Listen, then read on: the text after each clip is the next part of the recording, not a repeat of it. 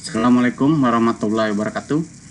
Baik, video kali ini kita akan membahas tentang komponen untuk pendukung dari sistem informasi.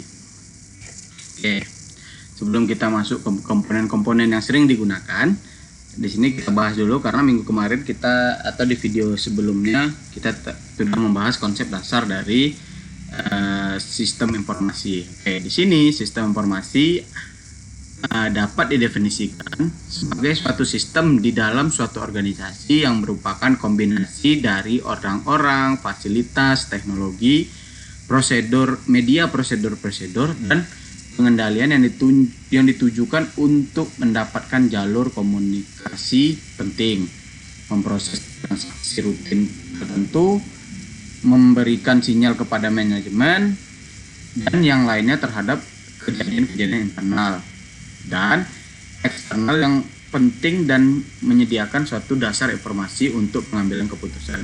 Jadi intinya seluruh perangkat yang mendukung untuk terciptanya pengambilan keputusan strategi dalam suatu organisasi atau suatu perusahaan, yaitu kita bangun dengan sistem informasi.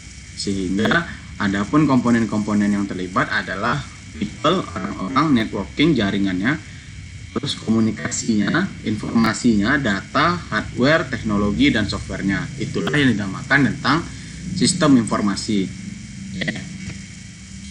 Terus yang menjadi syarat yang dinamakan sistem informasi yaitu harus diketahui oleh penerima sebagai referensi yang tepat. Nah, jadi syarat pertama ini harus diterima ke orang yang tepat sehingga data yang dikirim tadi akan menjadi informasi yang tepat. Yang kedua, harus sesuai dengan kebutuhan yang ada dalam proses pembuatan atau pengambilan keputusan.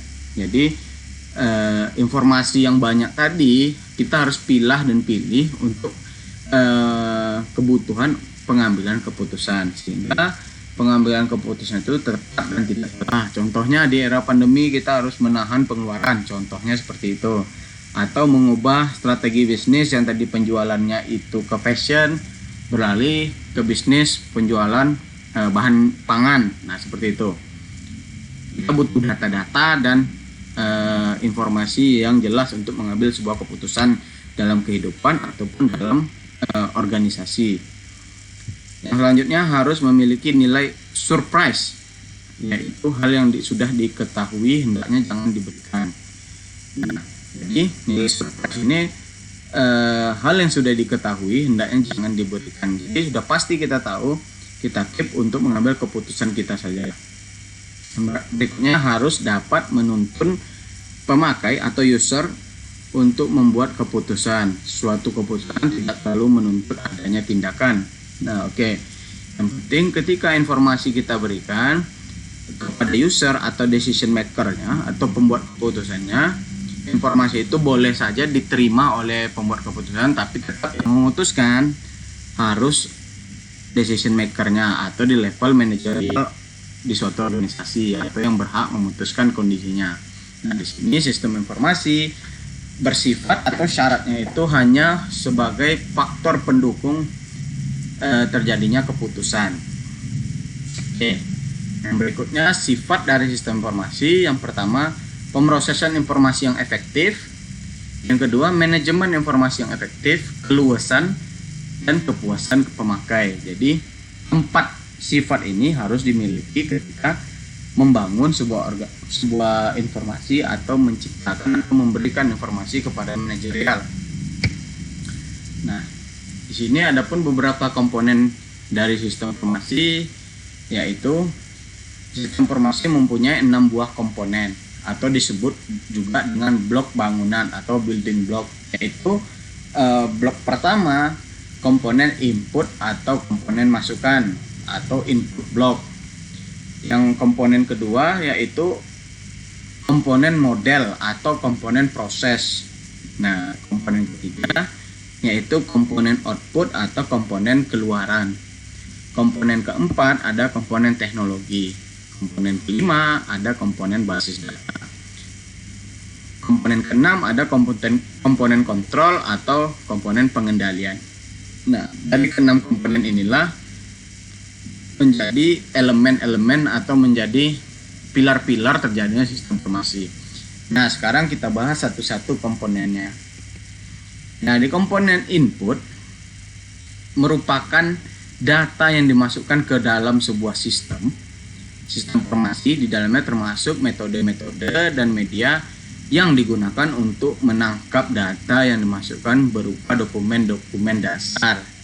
Nah, ini gambar di sebelah itu sebagai simulasi input, proses, output yang ada di dalam kehidupan sehari-hari. Jika membangun sistem informasi, tentunya proses input harus mendukung atau menghasilkan output sesuai dengan kebutuhan user. Nah, ini adalah proses input. Nah, contohnya itu yang dibutuhkan untuk membuat susu, teh, itu pertama pemanas airnya, kedua gelas, ketiga listrik untuk memanaskannya. Nah, yang kedua ada komponen model atau proses atau model blok. Di sini terdiri dari kombinasi prosedur, logika, dan model matematika. Nah, yang akan memanipulasi data input maupun data yang tersimpan di dalam database dengan cara tertentu untuk menghasilkan keluaran sesuai dengan tujuan sistem informasi tersebut. Contohnya, kita mau menciptakan atau membuat laporan absensi. Nah, laporan absensi ini yang pertama sistem harus menginput atau menyediakan inputan jam masuk perkuliahan, jam pulangnya berapa. Nah, setelah disiapkan master data jadwal, maka inputan kedua siswa harus melakukan absensi ketika masuk. Nah, baru di situ dua variabel inputan ini sebagai dasar untuk memproses absen kalian tepat waktu atau sesuai. Nah, adapun rumus matematikanya dicek, misalnya jadwal jam 7 atau jam 8 pagi. Ketika kalian masuk jam 8.15, maka di proses itu terjadinya perhitungan bahwa kalian itu terlambat. Nah, itu dia proses yang dilakukan atau model matematika di dalam sebuah proses. Yang selanjutnya itu ada komponen keluaran atau output block. Adalah produk dari sistem informasi yang berkualitas dan dokumentasi yang berguna bagi semua tingkatan manajemen dan semua pemakai sistem. Nah, jadi di sini outputnya ini harus jelas untuk pengguna sistemnya. Misalnya contohnya tadi sistem absensi di perkuliahan, pengguna outputnya keluarannya untuk siapa saja. Pertama untuk mahasiswanya sendiri, kedua untuk dosen pengampu, ketiga untuk bagian akademik. Nah, dosen pengampu, anak ini sering telat, jadi berhubungan sama penilaian siswa atau keaktifan siswa atau kedisiplinan siswa selama masa perkuliahan. Untuk akademik apa? Anak ini sering terlambat, juga itu sebagai pertimbangan akademik untuk menetapkan sebuah nilai. Nah, jadi ketika proses input, proses, dan output itu terjadi, ada variabel-variabel yang diinputkan. Setelah itu model matematika atau perhitungan yang diterapkan sehingga terjadilah output sesuai dengan kebutuhan user atau stakeholder. Stakeholder di sini adalah pengguna sistem, yang dimana pengguna sistem ini bisa saja usernya, bisa saja owner, bisa saja yang lainnya yang berhubungan atau yang berkepentingan terhadap sistem tersebut. Oke. Terlepas dari tiga ini, ada komponen tiga lagi sebagai pendukung sistem informasi, yaitu komponen teknologi atau teknologi blok. Merupakan kontak alat dalam sebuah sistem dan sebuah sistem informasi yang digunakan untuk menerima output, menjalankan proses, dan menyimpan dan mengakses, menghasilkan, dan mengirimkan keluaran yang membantu pengendalian sistem secara keseluruhan. Nah, tadi kita sudah bisa memproses input, memasukkan inputan, memproses sebuah algoritma atau aritmatik, dan menciptakan output. Tentu kita butuh medianya. Nah, komponen teknologi ini adalah medianya. Medianya itu ada brainware. Brainware ini tentu operator yang memasukkannya, atau humanware. Operator yang memasukkan inputan tersebut ke dalam sistem. Yang kedua ada software. Software ini ada sistem yang bisa menangkap semua data inputan. Yang ketiga adalah interaksi kita terhadap perangkat kerasnya, contohnya komputer, keyboard, atau mouse sebagai perangkat keras yang kita gunakan untuk menginput sebuah atau mengoperasikan sebuah software. Nah, tiga bagian ini disebut dengan komponen teknologi atau teknologi blok. Yang berikutnya ada komponen basis data atau database block, yaitu merupakan kumpulan data yang saling berhubungan satu dengan yang lain, disimpan pada perangkat keras komputer dan dimanipulasi oleh perangkat lunak softwarenya.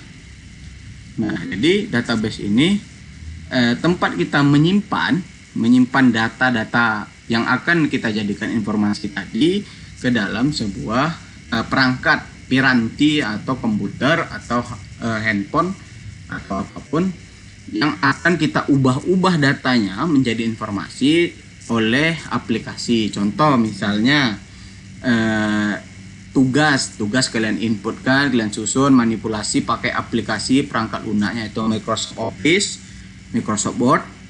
Nah, perangkat kerasnya ada keyboard, ada mouse untuk nyimpan datanya, ada hard disk, ada prosesor. Nah, seperti itu. Data tersimpan pada basis data untuk keperluan penyediaan informasi lebih lanjut. Untuk menghasilkan informasi yang berkualitas, maka data perlu diorganisasikan sehingga dapat mengefisiensikan kapasitas penyimpanan. Jadi teman-teman, ketika kita sudah belajar komponen basis data, ini lebih bisa menata sebuah file di mana nanti basis data kita mau kita pakai database, DBMS, database management system, atau kita pakai flat file yang biasa kita lakukan dengan menyimpan data di Notepad, di Microsoft Word, Microsoft Excel, PowerPoint. Nah, tetap kita harus organisasikan datanya atau menatanya sehingga menghasilkan informasi yang berkualitas bagi kita sebagai pengguna dari laptopnya. Nah, definisi terakhir, basis data diakses dan dimanipulasi dengan menggunakan perangkat lunak, paket yang disebut DBMS, Database Management System. Nah, ketika kita menyebut Database Management System, ada beberapa teknologi yang bisa kita gunakan, seperti MySQL atau MySQL kalau beberapa penyebutan yang berbeda. Itu biasanya open source, bisa diinstal di Windows, di Mac, atau di Linux. Nah, yang berikutnya itu ada SQLite. Ini database yang didukung untuk kepentingan perangkat seperti mobile yang kapasitas cukup kecil. Itu biasanya kita gunakan SQLite. Atau MariaDB, pengembangan lanjutan dari MySQL-nya, MariaDB.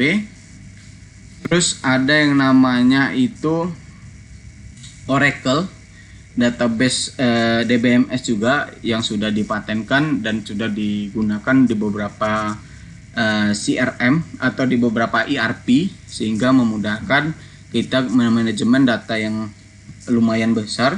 Terus juga ada produknya Microsoft namanya SQL Server, ada Palm, ada MongoDB juga. MongoDB ini tipenya itu NoSQL, jadi not relational database, tapi ini tipenya itu NoSQL, jadi tabel-tabelnya itu terpisah. Oke, mungkin di pembahasan kali ini tidak banyak kita menyinggung tentang MongoDB. Ya, pasti secara umum yang kita gunakan di sini fungsinya untuk menyimpan data dan melakukan manipulasi terhadap data. Tempat penyimpanannya kita kasih nama database. Oke, selanjutnya komponen kendali atau control block. Di sini fungsinya untuk menanggulangi kerusakan dan kegagalan pada sistem. Maka perlu dirancang dan diterapkan pengendalian sistem sehingga hal-hal yang dapat merusak sistem dapat dikendalikan, dan apabila sistem sudah terjadi kesalahan maka secepatnya dapat teratasi. Di sini komponen kendali ini lebih ke arah membackup sebuah informasi. Jadi ketika kita membangun sebuah sistem informasi, disarankan menyiapkan atau membangun sebuah sistem backup dari data tersebut sehingga bisa terjadi hacking, bisa terjadi crash data atau datanya hilang, itu bisa kita langsung membackup data. Nah, 6 komponen inilah yang harus kita bangun ketika menciptakan sebuah komponen sistem informasi. Oke.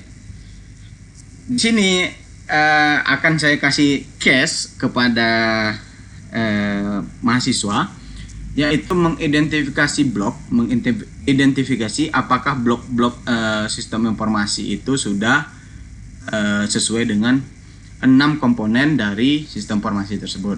Nah, tugasnya itu coba identifikasi blok-blok sistem informasi akademik kampus, sebutkan. Nah, misalnya inputnya apa, prosesnya bagaimana, outputnya apa, terus bagaimana manajemen teknologinya, manajemen database-nya, dan terakhir manajemen kontrolnya. Coba sebutkan, tuangkan dalam sebuah kalimat atau cerita deskripsi, boleh ditambah screenshot dari aplikasinya, lalu dikirimkan ke Classroom.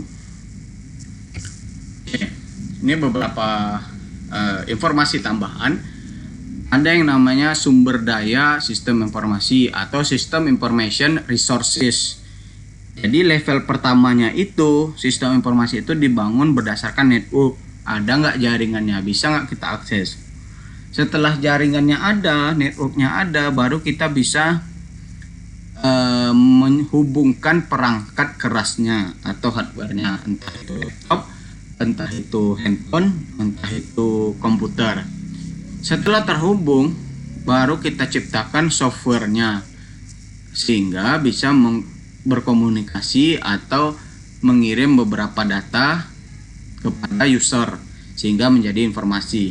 Yang terakhir, yang tahap berikutnya adalah data. Data-data itu harus bisa dikirim. Data-data ini ada data berupa teks, berupa gambar, berupa video, dan berupa audio atau suara. Dan terakhir, posisi puncak dari resource sistem informasi adalah people. People ini adalah user yang menggunakan sistem informasi tersebut. Nah, ini adalah piramida sistem informasi resources atau sumber daya sistem informasi. Jadi ketika mau menciptakan sistem informasi harus didukung oleh network. Setelah network, hardware. Setelah hardware itu softwarenya. Setelah software itu bisa mengirim data. Terakhir baru data itu bisa menjadi informasi kepada user atau people yang menggunakan sistem informasi tersebut. Dan terakhir, peran sistem informasi. Nah, peran sistem informasi tersebut atau information system rules itu yang pertama support of business operation, mendukung operasi bisnis. Gimana informasi ini, misalnya kita bikin jadwal kerja masuk jam 8, pulangnya jam 2 untuk yang shift. Nah, itu dia support business operation. Yang kedua, support managerial decision making. Nah, jadi di level berikutnya sistem informasi itu adalah mendukung keputusan dari manajerial. Keputusan ini misalnya begini, kita harus meningkatkan produksi misalnya itu produksi minuman 1000 dalam satu hari. Yang dibutuhkan apa? Oke Pak, secara manajerial kami butuh nambah karyawan berapa orang? 10, karena kami produksinya sehari itu butuhnya 1000. Nah, itu dia. Data-data tadi itu mendukung keputusan dari manajerial. Yang puncak tertinggi dari peran sistem informasi adalah mendukung menciptakan strategi baru untuk pengambilan keputusan yang lebih besar. Contohnya, kita tahun ini sudah mendapat profit 200%, sehingga apakah kita menambah teknologi baru atau menambah pabrik baru. Nah, itu butuh peran dari sistem informasi untuk memutuskan strategi yang akan diambil untuk tahun kedepannya. Nah, inilah peran-peran yang ada pada sistem informasi. Oke, selanjutnya materi kita untuk video kali ini cukup sampai di sini. Jika ada pertanyaan silahkan tanyakan di WA, komen di YouTube atau memang di Classroom-nya. Silahkan lengkapi tugasnya untuk pertemuan kita yang berikutnya. Saya akhiri dengan mengucap alhamdulillah, wabillahi taufiq wal hidayah. Assalamualaikum warahmatullahi wabarakatuh.